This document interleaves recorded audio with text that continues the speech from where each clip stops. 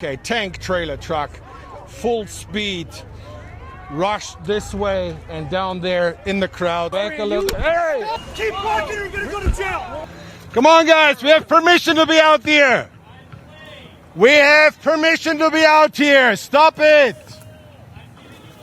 We're at the same spot where yesterday, 8:30 p.m. local time, half an hour into the curfew, police, state police, local police, and National Guard descended on, I would say, around 1,000 protesters here and dispersed the crowd here and everywhere else in the city with tear gas, rubber bullets, and, if necessary, but mostly tear gas. We got a little taste of that.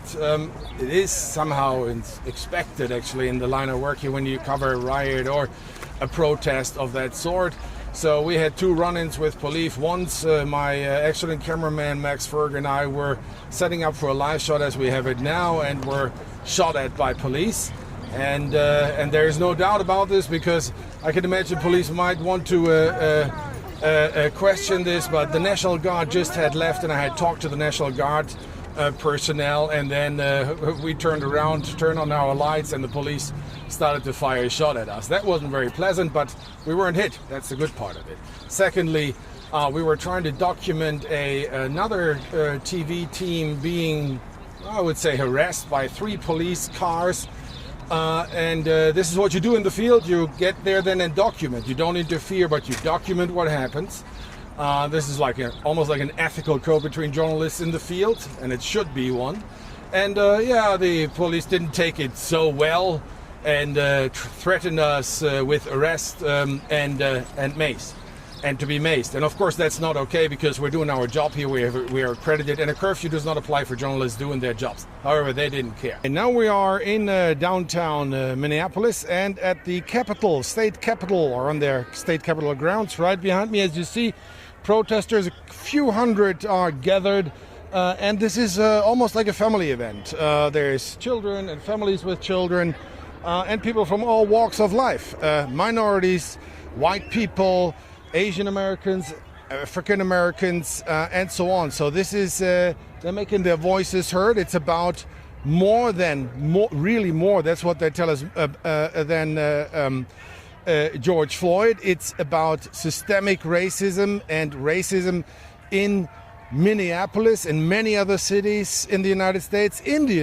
Systemic racism, and people here, and seemingly in other places too in the United States, just had enough of this. And I have to say, this is quite visible. There is a change, an overturn in the makeup of who is protesting and coming out to make this protest visible and noticeable from dayside to nightside. It's an entirely different crowd, and actually, of course, it makes sense. And I have to say, there's also, specifically at nights, when the danger rises that it comes to violence, to looting or ransacking buildings, or arson of those buildings, there is clearly a development where people from the outside of the Twin City region here, St. Paul, Minneapolis, come in to join this protest here. Now, I would not go that far and say that they took over. This is still very much a very local and, on the other hand, very national affair wherever you look at. Here in Minneapolis, there's still very, very many Minneapolians and African Americans who live here in Minneapolis involved in this. Those guys in the back here who make their voices heard, this is not Antifa, and those people are rather immune for any try or effort of the president to stick them into this corner. Some breaking news just coming from Minneapolis in the United States. There are reports of a truck ploughing into a crowd following days of unrest over the death of a black man in police custody. More now on the situation on the streets of Minneapolis, where we are joined live by Stefan Simons. I know. Stefan, we can hear you now. Can you please tell us where you are and what is happening?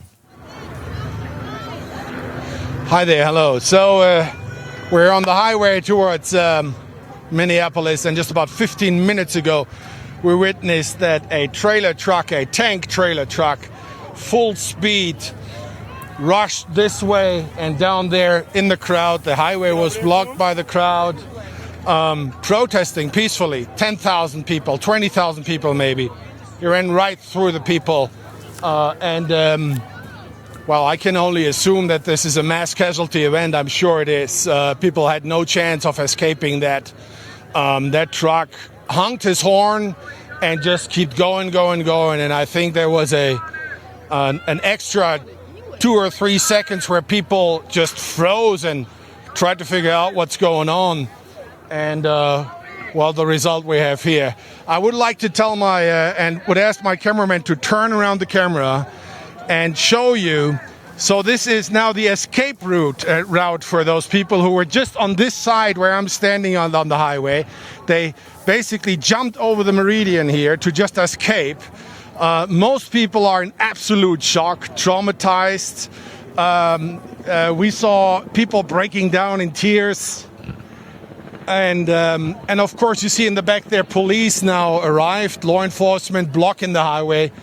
And if Max could turn back to me, you can see in the back, and I step out of the picture, you can see in the back there also is police.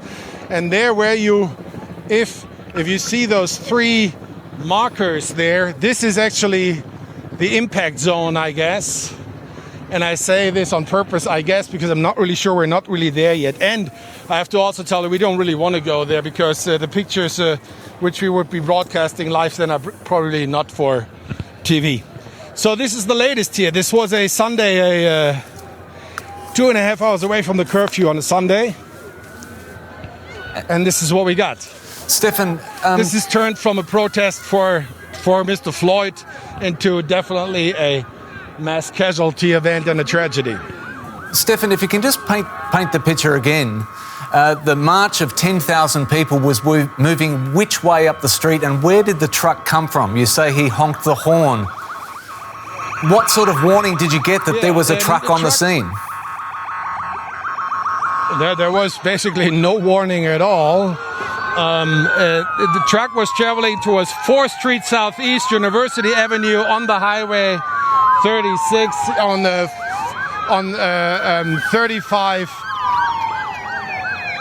35 East, and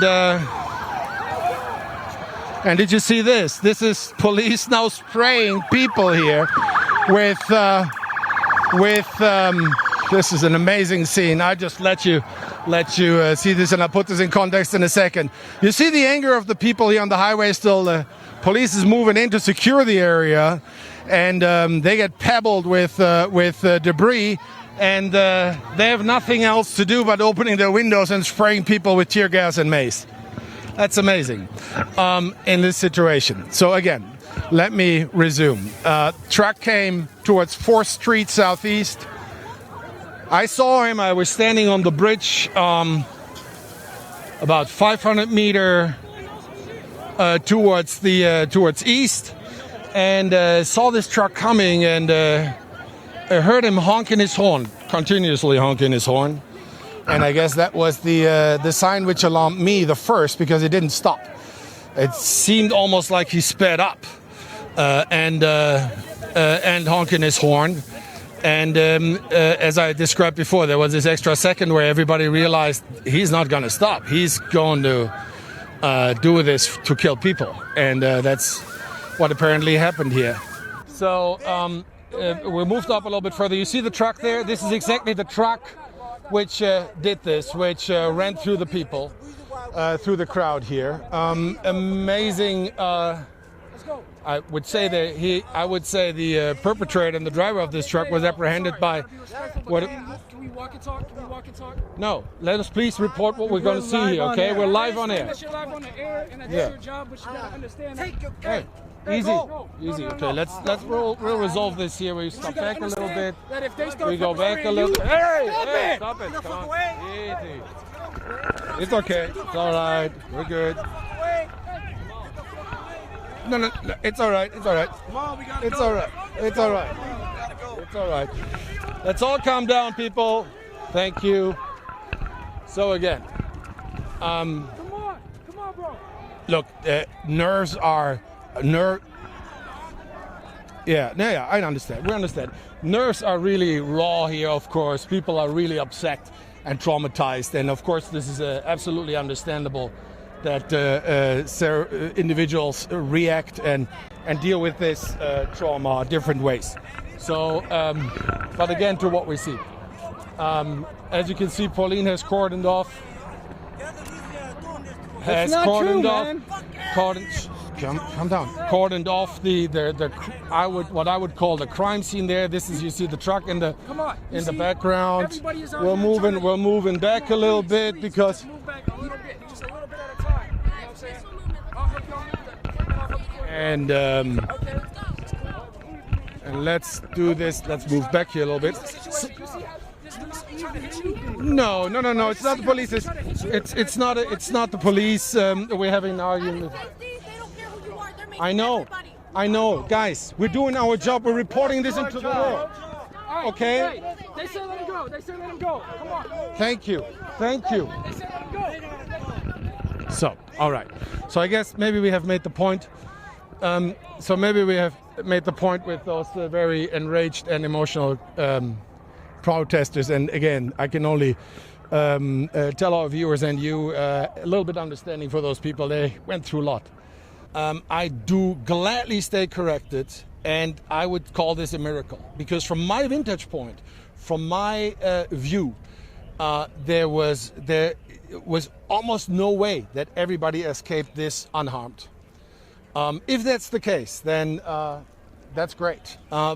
That's wonderful, and I gladly stay corrected. I could be absolutely wrong. From my vantage point, when it actually happened, everybody thought here people will not survive this completely. And the people who rushed against us were in utter shock and said, oh, he ran into people. The truck, the semi went into people. And again, you're absolutely right. As an assumption, I have not seen or heard any numbers, death toll, casualties, injured. So that's an assumption still, of course. Now, what's happening now here is... Let's get out the bridge. Okay. Let's go. All right, we're going. Okay, we're going. Go. All right, you don't have to yell at me, sir. I'm going. Go. Okay. So anyway, here we go again, and that's perfectly fine. We're moving by orders of Minneapolis police, going backwards. Time to go and leave the bridge. And I would assume that they are so insistent because they want to do their job here and maybe let ambulances in. So do you know if there's any ambulances? Any casualties? Do we know anything? About that, about the truck. Yeah, the driver's going to be okay. He was transported by one of our uniformed officers to HCMC. So you apprehended the driver, and he's going, and he's. We keep walking. Okay, we keep walking. Sorry, come on, say that again. Walk and talk. Yeah, walk and talk. I love that. So you apprehended the driver, and he is injured, but he's transported to a hospital. Okay. Is there any other casualties, protesters who were here on the street? Sir. Keep walking or you're going to go to jail. Get in front of those cops now. Oh, I don't care if you're with the press. I'm happy. Yo, that's fine. Let's go. Hustle up. Okay, we're hustling. We have equipment. We have equipment to carry, sir. Sorry. Double time it. Okay, we're double timing. Okay. All right. Thank you. Look left. Gentlemen, thank you, ma'am. Thank you. Now we're going to turn the camera a little bit. There you go. There you go. So, new perimeter, safety, security perimeter established by the police right now, as you see, in full force. Also, the ramp we're walking now, which was the escape route for many, many, many protesters who were on the highway here. There's a police squad coming against us and to us. And I think that is all in presumption by law enforcement that people are now so upset that this is not going to end in any peaceful way here, despite that major event, potentially mass casualty event, which we just witnessed. Yes, it is. Those are state troopers, or riot police in this with gear, riot police gear on, but those are state troopers. Gentlemen, can we go through there? Can we quickly go through? Up there? Oh, all right. Oh, this way. There you go. Thank you. Protesters! What was that, sir? Let's keep protesting. Let's not give them a reason. Let's keep Yeah, protesting. I can still hear you. Okay? Let me. Let's go. Let's go. Okay.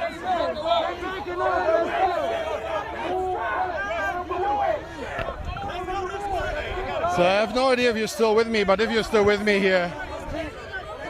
Okay. So what happens right now here is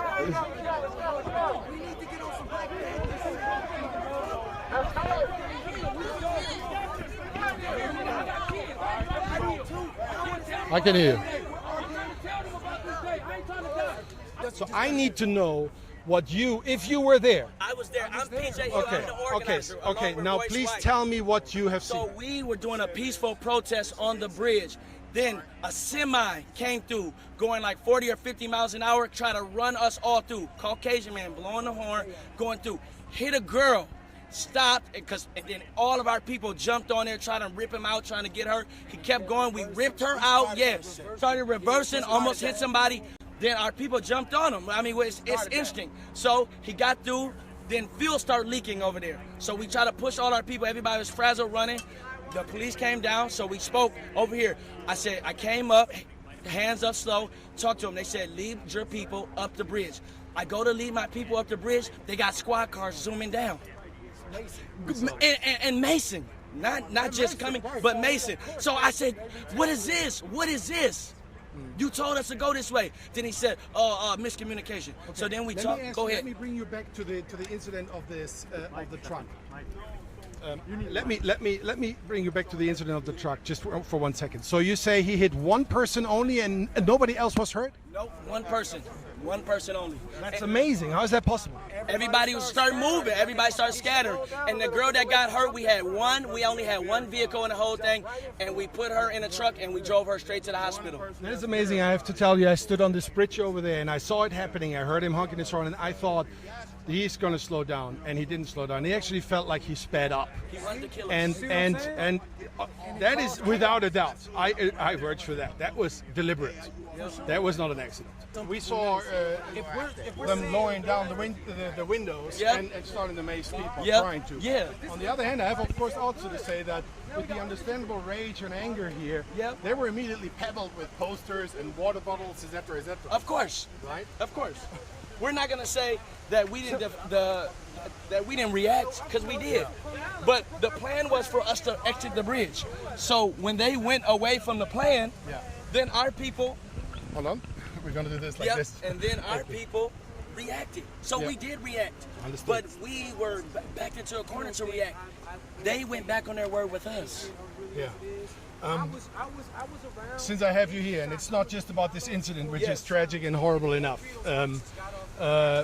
tell me about what is happening in the last week here in Minneapolis. We're here since Thursday, and we have talked to many people, all races, ethnicities, African Americans, white, Asian, etc. So, and protesters, and they all say one thing. They absolutely support the cause. They understand the rage, meaning with this, the looting and the torching of buildings, but they don't condone it. For sure. So I'm saying the same thing.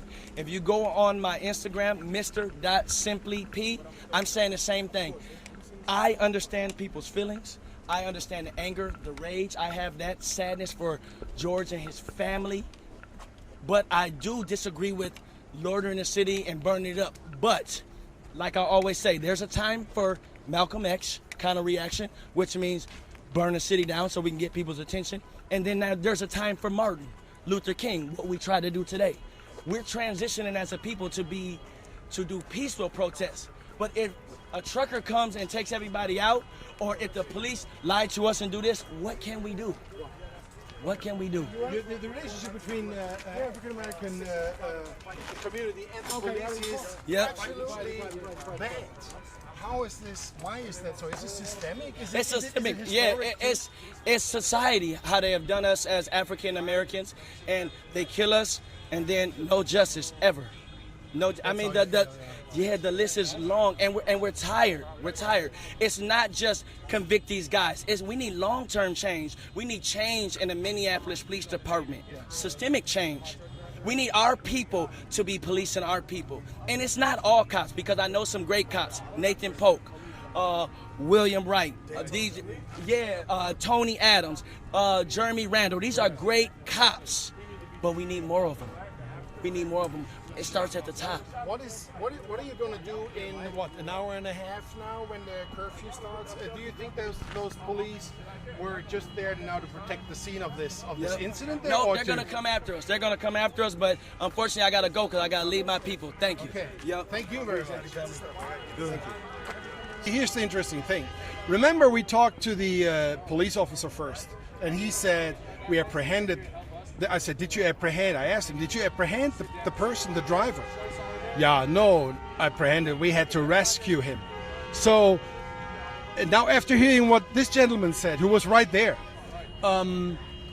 this white officer is in his mind seems to be locked that the first thing he did was actually rescue this driver from a mad crowd. That may be so. They were mad, 100%. You have heard the man. There were dozens of people jumping on the truck trying to pull the driver out, which is in itself unbelievable. But the thing is that it is painted, this scene, this moment is very much painted differently here from a white police officer and a African-American black community leader who organized a march which was supposed to count 10,000 people, which was way beyond that, and which was slugged as take a knee. So against police brutality, against systemic racism in institutions like the police or other government institutions, in society, if you will. That is the interesting point here. So yes, driver apprehended, rescued, and now in the hospital, seems to be okay. I don't know where he is, in what hospital.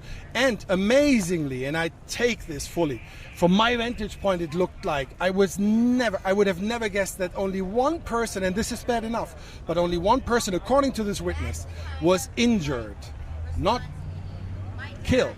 Injured, just injured. From my vantage point, and I saw the whole thing happen, it looked like this truck driver deliberately went for the crowd. He was there to kill people. He sped up and he honked his horn so everybody would pay attention to what he's doing in the next second. And just one person injured from that. And then this very, very justifiably angry community here, frustrated community, filled with rage, jumping to get this truck driver to stop what he's doing after we heard, tried to reverse and run people over again while he reverses. That is amazing, and I gladly stand corrected if this only took, and again, this is bad enough, one person to get injured. I stand gladly corrected with my early assessment that this is potentially a mass casualty event, if it's not wonderful. And the most important thing here is, I guess, for me, is that I am absolutely impressed how this community actually reacted. He and some others here, they were quick to realize that there is danger, not just from the truck driver, which they had neutralized of some sort, at least it seems like this is what I'm hearing out of what he said, but also, of course, they knew that the police would arrive soon. They asked for the police to come. We had people coming towards us screaming, where's the police, where's the doctors, where's the ambulances, the EMTs, etc., etc. They arrived then, and again, I have to say, and I saw it, that was, in my mind, and I'm sorry this is opinion, but this was despicable, to roll down the window and mace people who are in this stress situation. And again, now we're having another story on top of this horrible story, and that is that this curfew is crawling upon us here very, very, very, very quickly, and people are now have a choice to make. Stick around, go somewhere else, protest, and risk to be tear gassed, hit by rubber bullets, or else, because police and law enforcement, still massed up there on the highway, is ready to enforce this curfew. Hallo, meneer, heb Schön. Okay, thank you.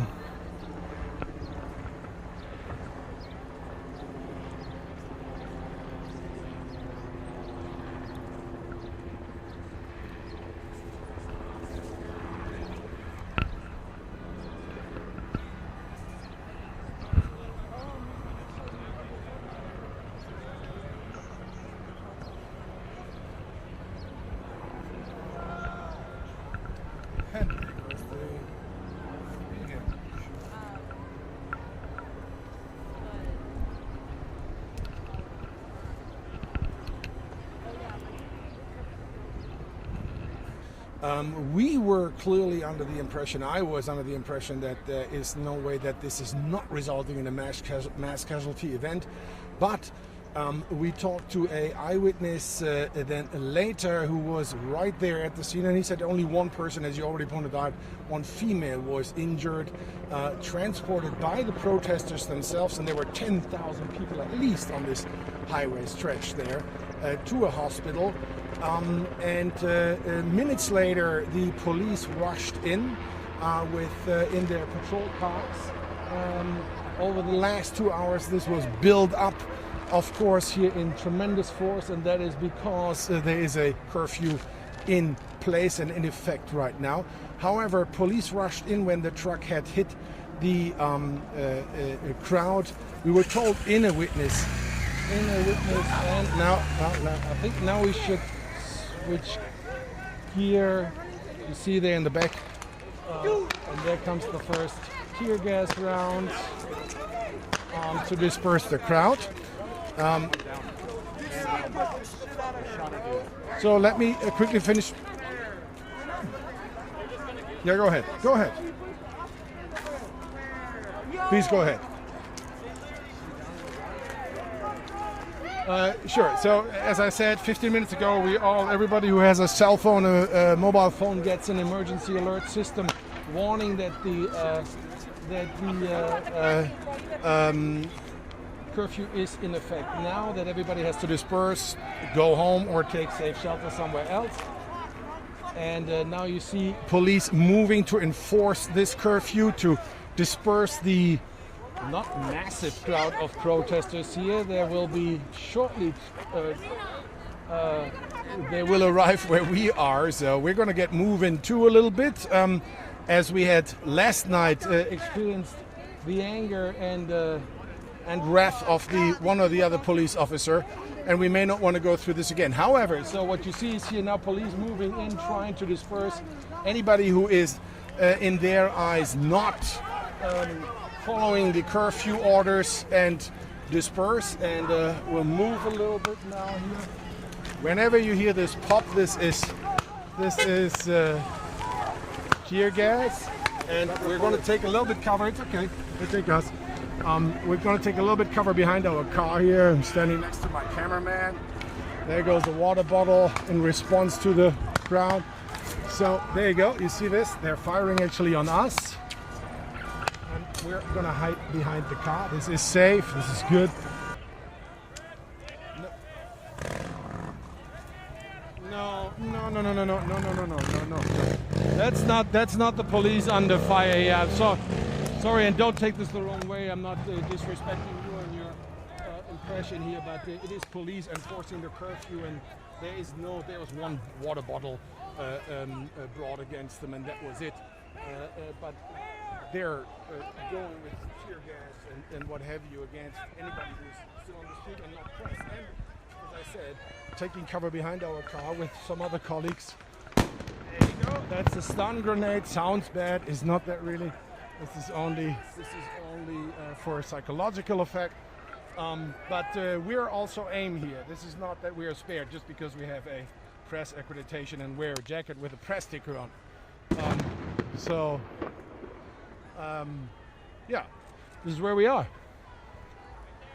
And we're back live in Minneapolis. Stefan Simons, if you can hear me, we've just heard from the eyewitness that you interviewed at the top of the last hour, in the very minutes after the truck ploughed into a crowd of protesters on the highway here in Minneapolis.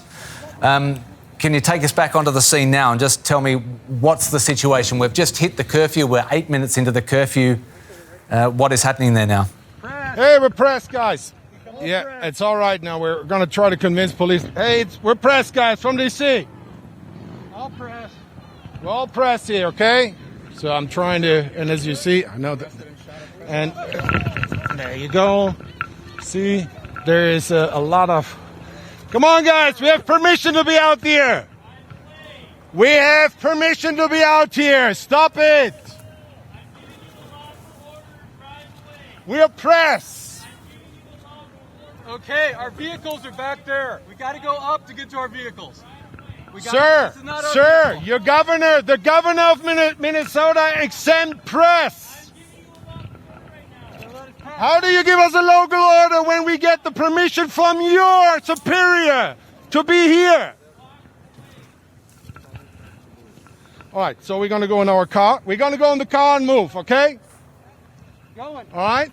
Come on, stop it. We're stopping filming. We're getting in our car. We move. Again, second night where we choose not to take a argument. Yeah, that seems perfectly reasonable. Stefan, we're going to stay with you if you can as you get into the car. We're leaving. Okay. Yeah, that's fine. All good. Just stick with us, guys.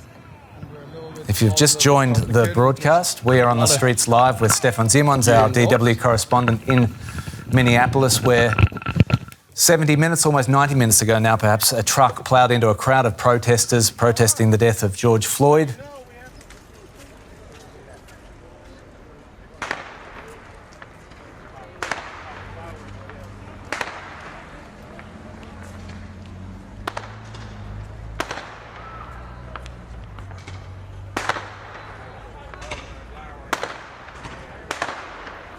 Right now we're not far from this highway where we only reported from when the curfew took effect and police forced remaining protesters from the highway ramps and from the bridge over the highway into different quarters. This is here one of those quarters, and I'm asking my cameraman to just pan a little bit here to the side around. You see a lot of press here with us too, and thank you so much.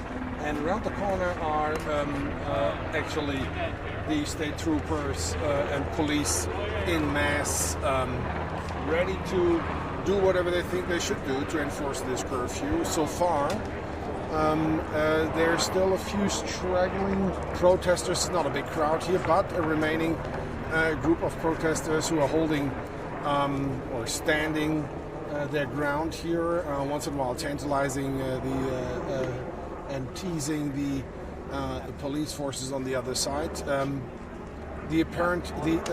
Once in a while tear gas round in our direction comes with all of this, but this is so far a fairly peaceful situation.